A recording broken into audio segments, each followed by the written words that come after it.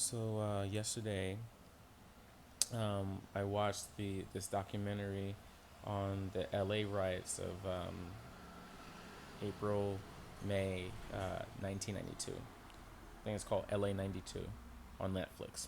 Definitely recommend it.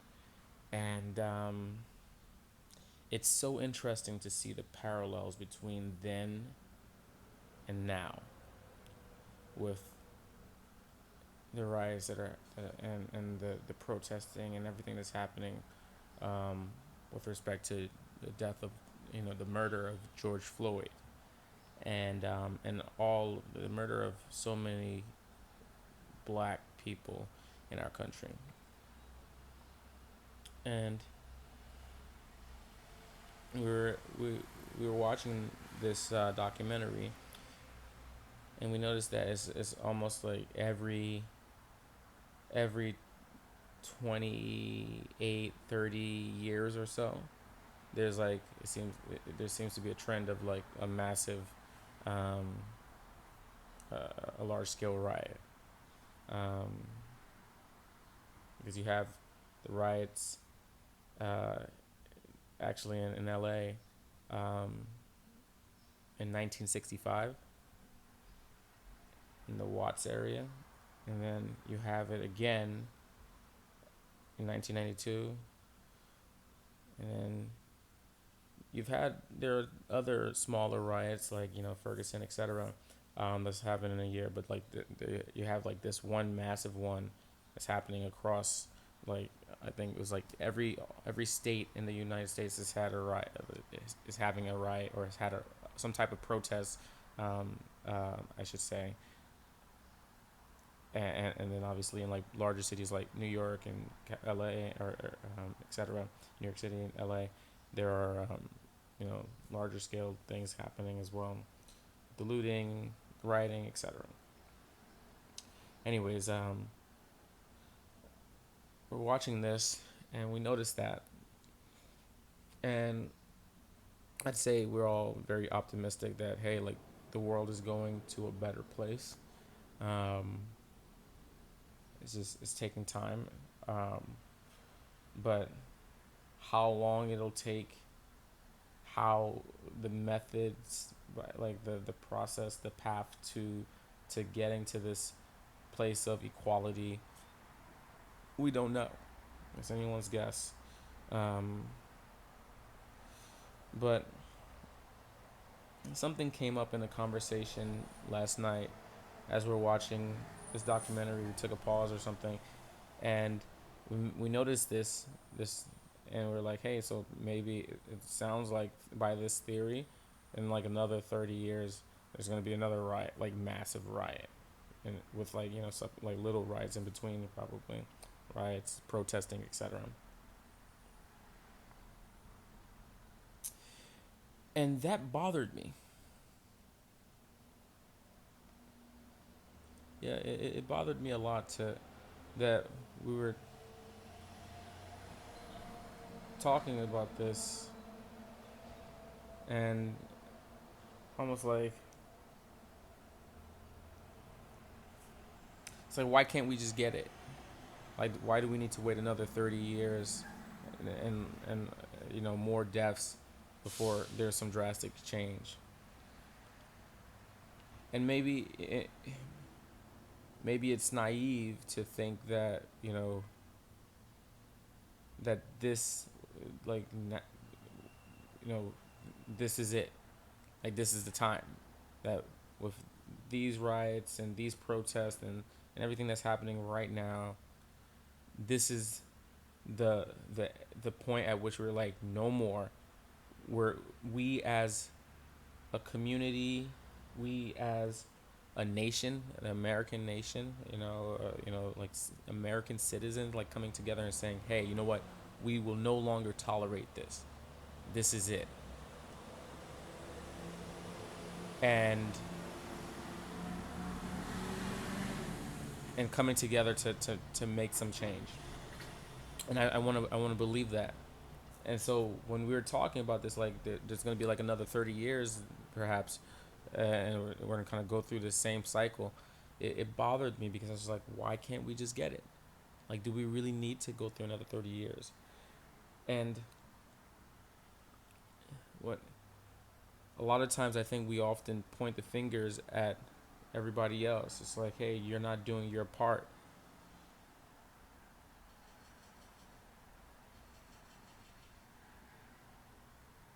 But I had to point the finger at myself and take a look at myself and say, hey, am I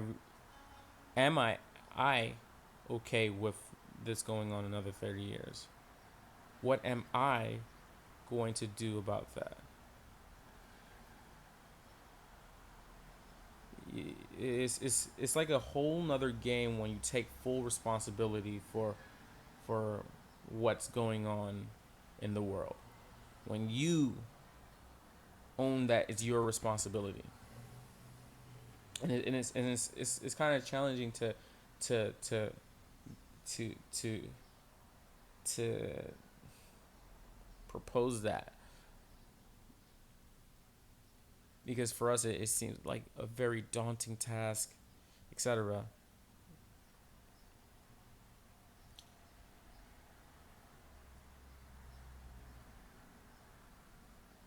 But I think it's important that we all take a hard look at ourselves and see, like, where do you stand, like what like how are you moving this conversation forward? Because right now, like, the conversation is around this issue that's been around for hundreds of years. The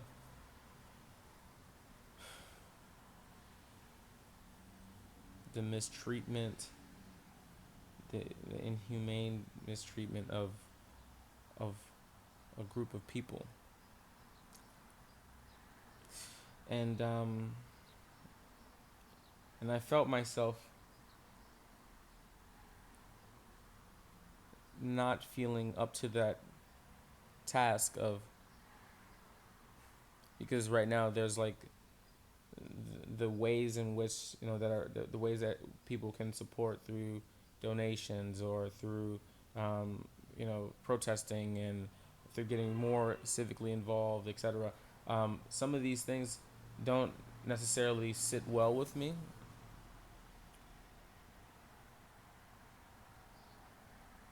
namely because I'm wondering if that's the most effective way for me to help create change around this issue in the world.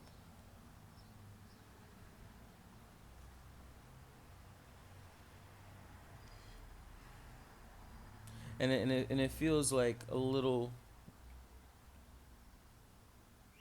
not scary, but it's almost like you have like the voices in your head and the expectations of of other people around you, your community, telling you how, or not telling you how, like, I'm projecting what I think they think I should be doing.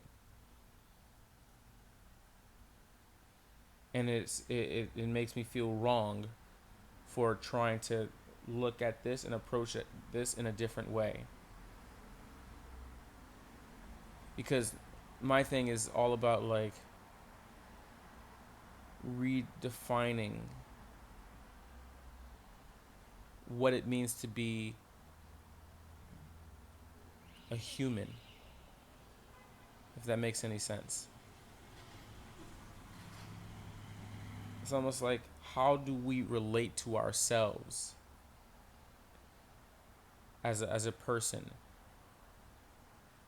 Because I think that if we start to actually, like, the differences make, skin color, religion, um, beliefs, all of these things are what makes this world so beautiful.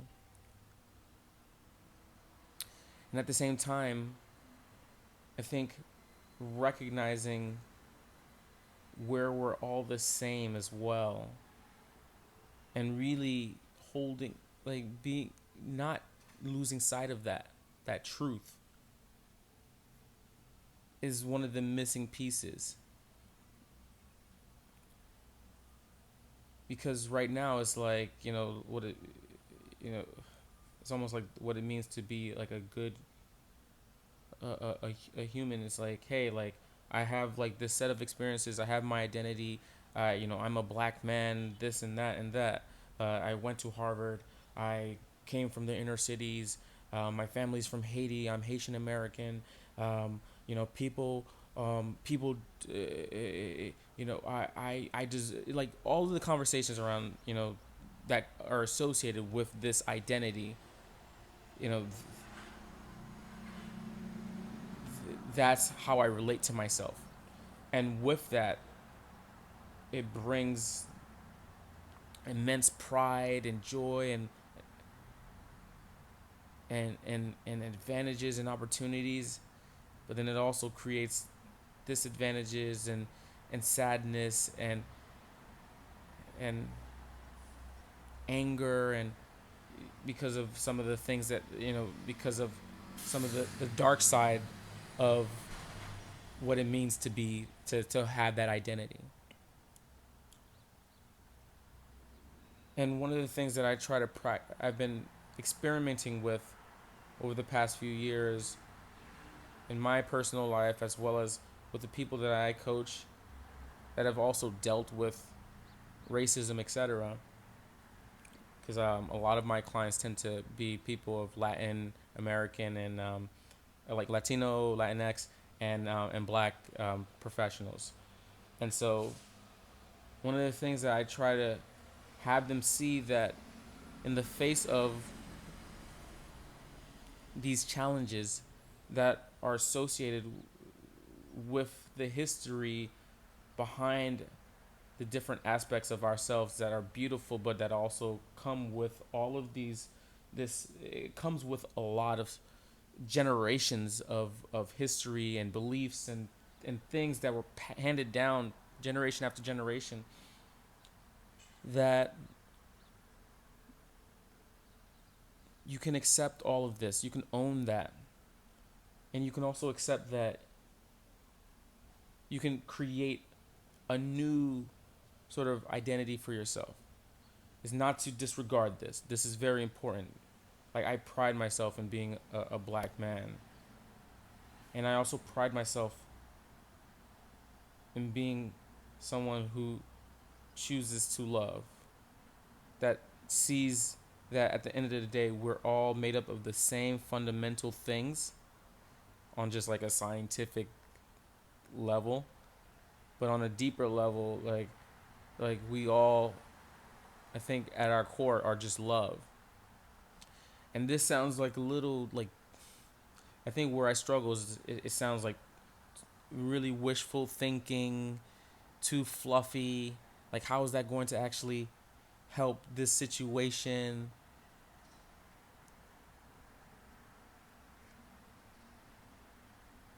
And and then my brain last night, it really hurt me, because it was like hey, you're like a sellout guy, like you're a fucking like Uncle Tom ass, you know, just house nigga, that's literally the thoughts that came up in my mind. Like, talking, you just like trying to talk about love and acceptance, and like, they don't love you.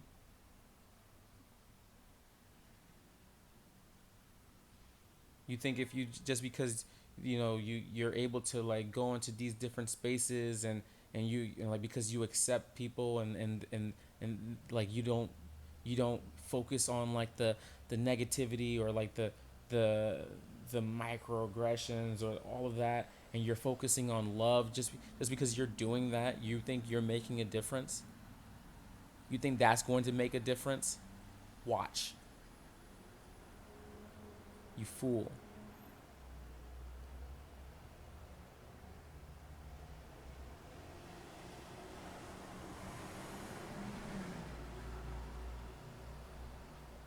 And then I was like, who said that? Who, like, why do I have this thought towards myself.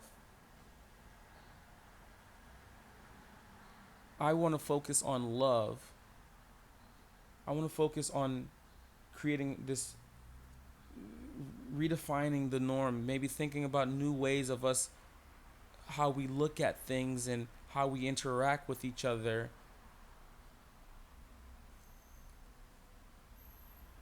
And but then I get these thoughts and they just kill that possibility. That, like, if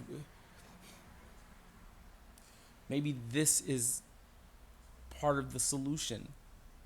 Maybe there's room for something like for this way of being. And I know I'm not alone, because I've spoken to other black people, and there's this conflict between what they need and what they feel that they actually want to do right now, and then the expectations of the community, and not being sure how what's their expression, how can they contribute in this time, or just like going forward.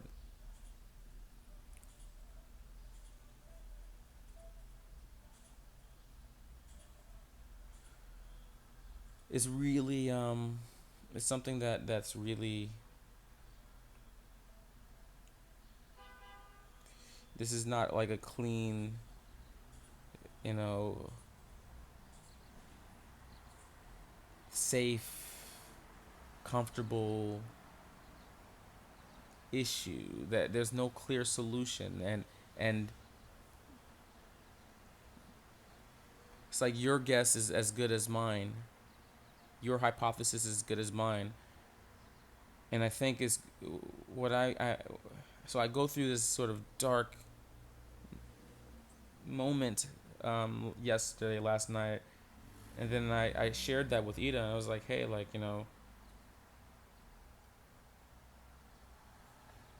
I we were talking about this, and it kind of bothered me, it kind of hurt me, but then I wasn't sure if that hurt was because I think I should.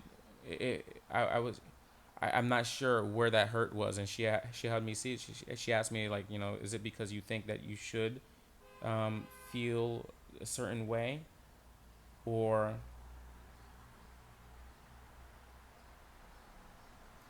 is it that you actually agree with, like, you feel that way, and you're not like you. I'm sorry, I can't quite remember what she said exactly, but I think what came up for me was just, what are my standards? What's my stand? And the question that I discovered in going through this self inquiry is, are you okay with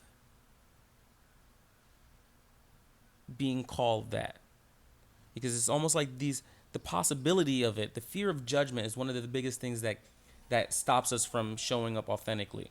Like, you're here to shine, to you have, like, your unique input in society. Each and every single one of us has that. But the fear of judgment, the fear of failure, the fear of, like, of being alone, the fear of ultimately dying, that's what it kind of comes down to, because we're like social creatures. It stops us from actually expressing ourselves authentically. And maybe your authentic expression is the thing that would make the biggest difference.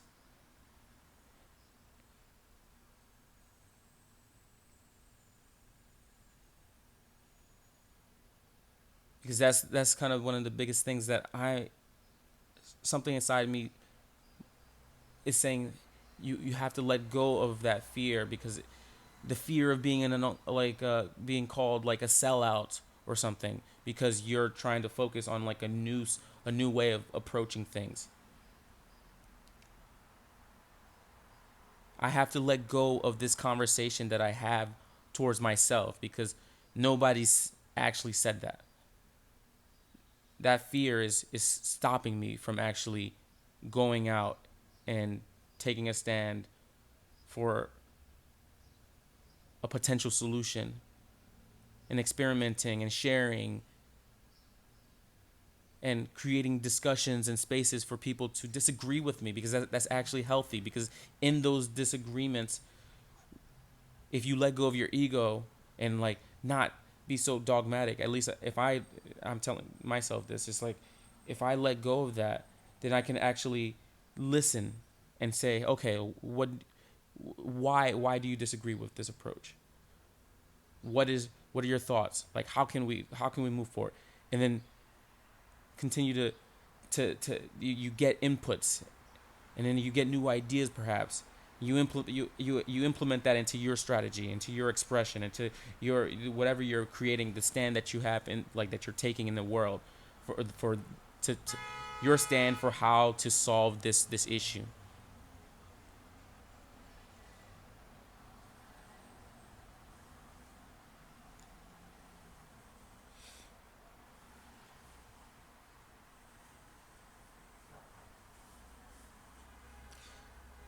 I just think that it's time for like some some radical honesty, some authenticity, some love. I think it's time for us to be uncomfortable and to get real and honest with ourselves and with others. I think it's time for us to communicate, to overly communicate, even at the risk of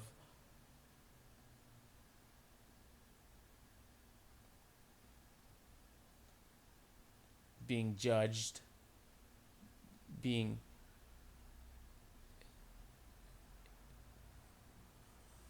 derided, being hated, being feeling others' wrath and anger. Like,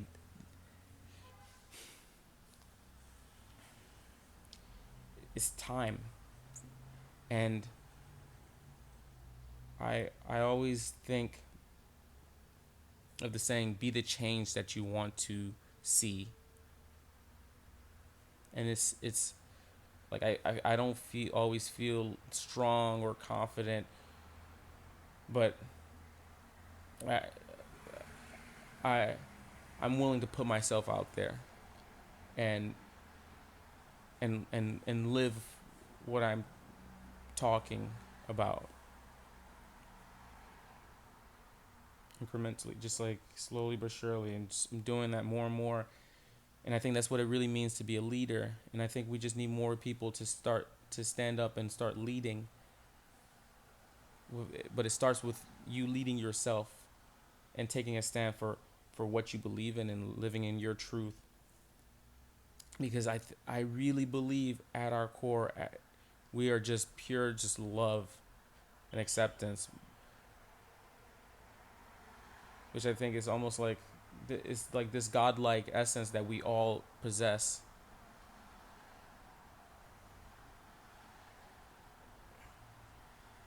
Because I'm not religious or anything, but like I grew up Catholic, and God just it just loves us all with our the good, the bad, and the ugly. And I think that there's perhaps it's time for us to like go back to the fundamentals, go to our core, to tap into like our inner God, and start to just love each other and accept each other in all of our complexities, and and so that we can actually move forward together. Because by putting yourself out there, by taking that stand, by saying, okay, you know what, enough is enough, like by consciously thinking about how, like, what's what's my expression, what's my authentic expression, how do I let more love come out? By doing all of this, I think that perhaps we can start to shift the conversation. Because I watched this video, this man on Instagram, this video on Instagram, and this man is like he's like 31, and then there's this other guy who's like 46, and then this young brother 16. Like you see like the different generations, and the 46-year-old's angry. He's like, something got to fucking change. They're not gonna do anything for us. Like we've been waiting for fucking kumbaya, like just waiting for us to come together and get and to have justice be served and that type of thing, right? And it's not happening. He's angry. He's frustrated. And a 31-year-old is also frustrated, but he's like, this being angry, getting violent, whatever, is not the fucking way. We've been doing it over and over again. Marching, rioting, etc. Like, and he's talking to this young brother, to the 16-year-old. He's like, you got to do something. He's like handing the baton over to him as well, like giving him that responsibility. Like, he's like, hey, like, because what we're doing, he's 46, I'm 31, and we're angry, and but it's not working. And you can see in this like 16-year-old's face, he's just like, yeah. You can see he took that on. He took on that responsibility. Not like it's a burden, but it doesn't work for him either. And I see that and I choose to believe that now is the time where things will change. And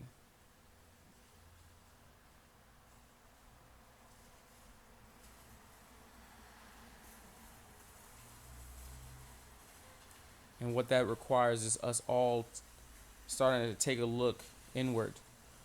Not point our fingers at others, but take a look inward. Whatever we're saying at other people, we need to take a look and point it at ourselves and see, like, how am I the space for that? How am I perpetuating that? Am I okay with that?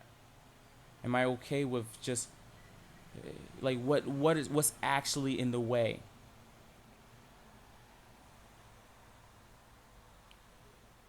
Where do I stand?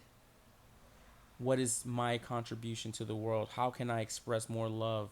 How can I create more connection? What's my contribution to this fucking world? I think it's time for us to start to take a real hard look at ourselves and not just have it be another insight, but then actually get into action.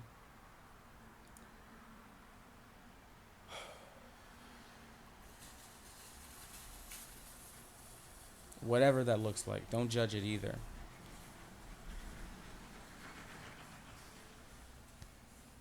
Thanks for listening. It's not easy for me to like go to this space.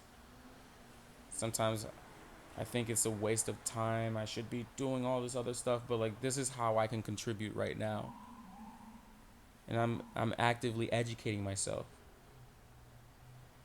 And I want to continue to like I want to be the space for whatever discussions need to happen, at the risk of, people hating me, people loving me, people agreeing, disagreeing, like whatever. I can take it because I love and accept everybody, including myself. And so it starts with you. Remember that. And I challenge you to start to take some piece of what I've shared and explore for yourself. And let's talk to each other in the comments, etc. But really, like, I want the focus to be, how can we move forward together? How can we create like new solutions? What's our stand, our individual stance? How do we express ourselves, our authentic selves, that inner God-like, just loving presence, energy, and creation, and just like to create this new world, this new norm? Because it's fucking time. We don't have to wait another 30 years. Let's keep the momentum going and going and going.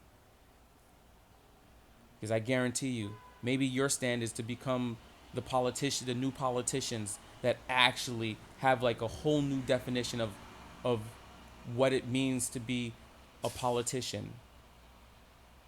Because you're connected with your humanity on a deep level, And when you connect with your humanity and who you truly are, you connect with everybody. And then I think that's what's going to make some of the biggest changes in our world.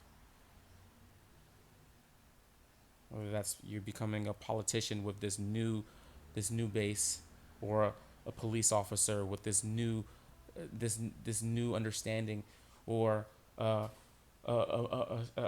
mom who's teaching her kids from this new space, or a teacher that instills belief in a little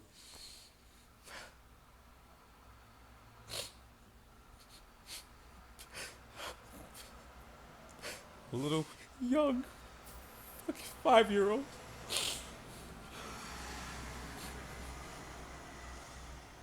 who doesn't believe he's worth anything. But she says, "You're gonna be something. You're smart," and tells his parents he's gonna be somebody.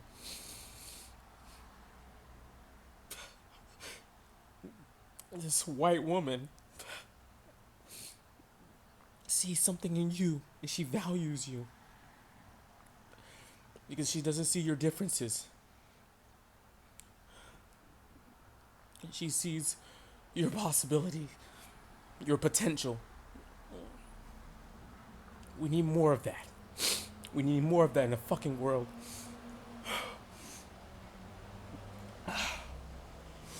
Thank you.